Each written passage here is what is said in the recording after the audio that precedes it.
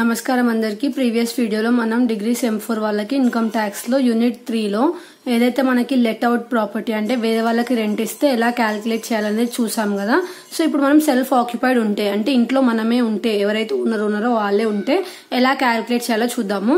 So self occupied చేసే ముందు మనం కొన్ని ఇంపార్టెంట్ డేట్స్ ఇంకా కొన్ని అమౌంట్స్ గుర్తుపెట్టుకోవాలన్నమాట. ఒకవేళ ఏదైతే పర్చేస్ చేసినామో హోమ్ దానికి తీసుకున్న లోన్ గనక బిఫోర్ 1/4/1999 ఉండుంటే అప్పుడు మనం ఏం చేయాలంటే interest on loan is allowed as deduction which is least of the following amounts. So ఈ రెండిట్లకి వెళ్ళి లీస్ట్ అమౌంట్ ఏదైతే ఉందో దాన్ని లీస్ట్ గా అంటే దాన్ని డిడక్షన్ గా తీసుకుంటాం అనమాట. సో యాక్చువల్ అమౌంట్ వాళ్ళ క్వశ్చన్ లో ఏదైతే ఇస్తారో అది 30,000 ఎప్పుడు బిఫోర్ 1/4/1999 ఉంటే. ఆఫ్టర్ 1/4/1999 అని ఉంటే అప్పుడు ఏం చేస్తాము యాక్చువల్ అమౌంట్ ఇంకా 2 lakhs తీసుకుంటాం అనమాట.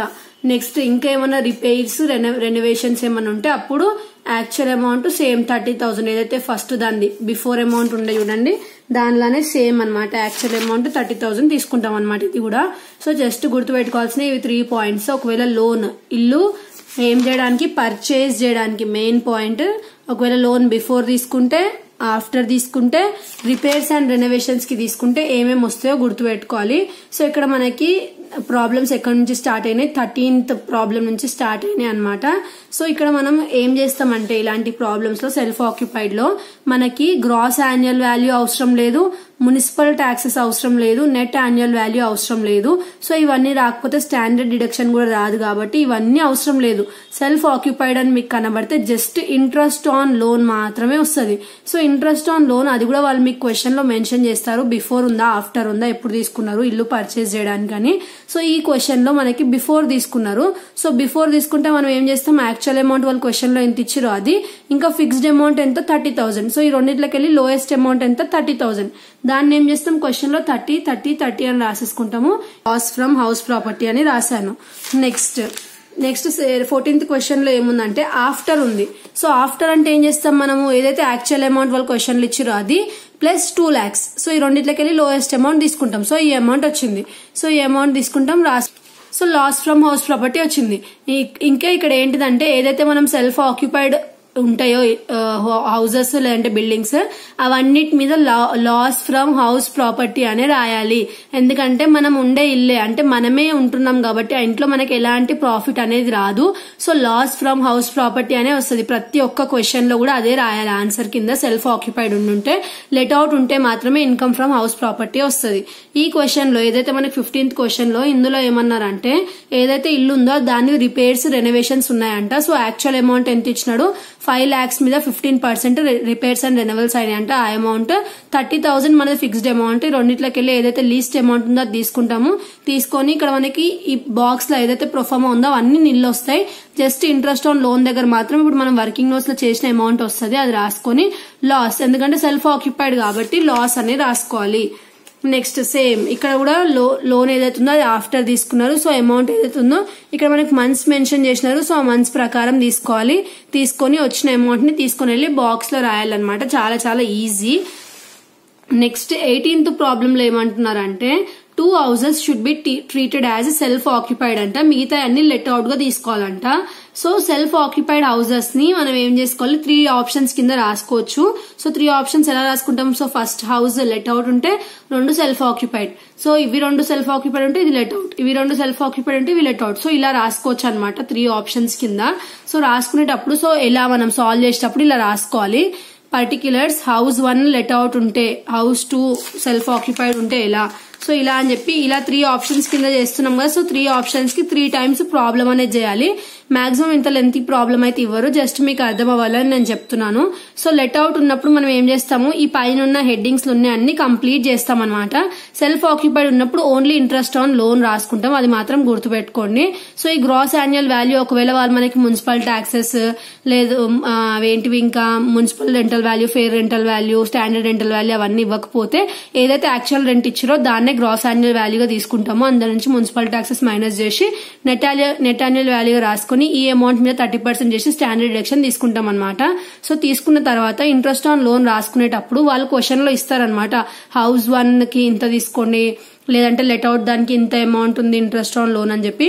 సో అప్పుడు ఇలా అమౌంట్స్ తీసుకోవాలి.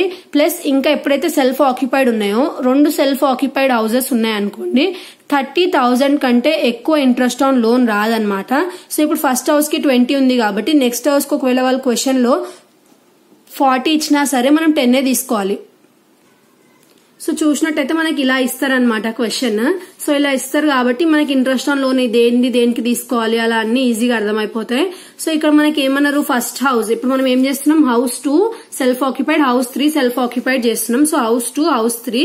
సో హౌస్ 2 లో 20,000 ఉంది ఇంట్రెస్ట్ ఆన్ లోన్, హౌస్ 3 లో 30,000 ఉంది. సో ఇక్కడ 20,000 ఉంది, ఇక్కడ 30,000 ఉంటే 10,000 ఎందుకు తీసుకున్నాం అని అంటే, సో ఏదైతే 30K ఉందో దానికంటే ఎక్కువ ఇవ్వలేమన్నమాట మనము interest on loan self occupied కి మాత్రం.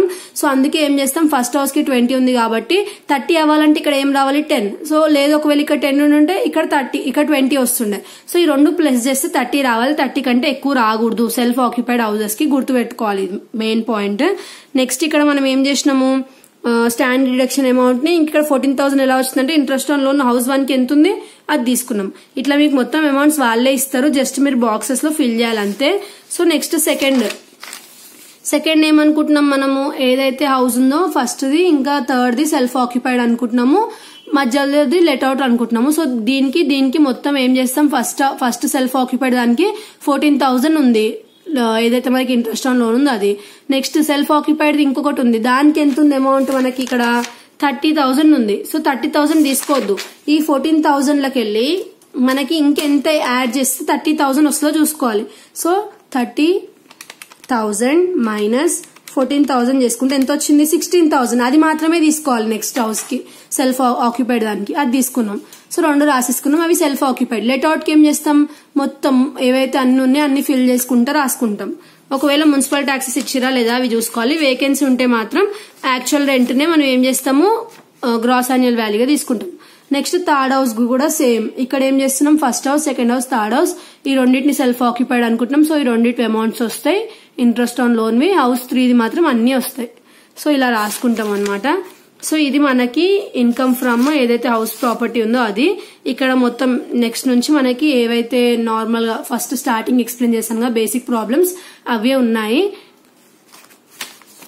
సో ఇలాంటి టఫ్ ప్రాబ్లమ్స్ ఇవ్వరు, బట్ మీరు జస్ట్ ఒకసారి గుర్తుపెట్టుకుంటారు చూసుకుంటారు అని చెప్పి నేను చెప్పినాను. ఒకవేళ ఇలా 3 సిచ్యువేషన్స్ లో చేయమని చెప్తే మనం ఏం చేసుకోవచ్చు, 2ని మాత్రం సెల్ఫ్ ఆక్యుపైడ్ గా అనుకుని ఒకటి లెట్ అవుట్ గా తీసుకొని, సెల్ఫ్ ఆక్యుపైడ్ వాటికి మాత్రం ఓన్లీ ఇంట్రెస్ట్ ఆన్ లోన్ వస్తుంది, లెట్ అవుట్ కి మాత్రం స్టార్టింగ్ నుంచి gross annual value, municipal taxes, net annual value, standard deduction, interest on loan 3 అంటే అన్ని ఏవైతే ఉన్నాయో అవన్నీ వస్తాయి అనమాట. దేనికి లెట్ అవుట్ కి మాత్రమే, సెల్ఫ్ ఆక్యుపైడ్ కి మాత్రం ఓన్లీ ఏదైతే మనకి వాళ్ళు ఇంట్రెస్ట్ ఆన్ లోన్ ఇచ్చారో అదొక్కటే వస్తుంది.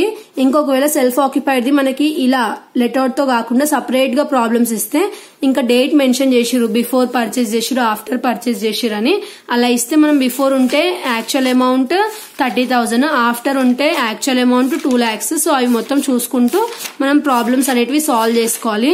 సో ఎప్పుడు తెలుస్తుంది మనం అలా చూసుకోవాలి 30,000 తీసుకోవాలి 20,000 తీసుకోవాలి అని ఎలా తెలుస్తుంది అని మీరు నన్ను అడిగినట్టయితే, ఒకవేళ లెట్ అవుట్ తో పాటు సెల్ఫ్ ఆక్యుపైడ్ ది వాళ్ళ అమౌంట్స్ ఇస్తే అప్పుడు డైరెక్ట్ గా తీసుకోవాలన్నమాట. లేదు ఒకవేళ సెల్ఫ్ ఆక్యుపైడ్ అని చెప్పి వాళ్ళు మనకి క్వశ్చన్ లో మెన్షన్ చేసి ఇంకా హౌస్ పర్చేస్డ్ బిఫోర్ ఇంకా ఆఫ్టర్ అని మెన్షన్ చేసినప్పుడు అలాంటప్పుడు మనం ఇలా వేసుకొని ఏదైతే అమౌంట్ వచ్చిందో అది తీసుకోవాలి. సో ఇది మనం మెయిన్ గా గుర్తుపెట్టుకోవాల్సింది యూనిట్ నుంచి. సో ఇది మనకి income from house property. Let out homes రాసేటప్పుడు లాస్ట్ కి ఆన్సర్ వచ్చిన దగ్గర ఇన్కమ్ ఫ్రమ్ హౌస్ ప్రాపర్టీ వస్తుంది.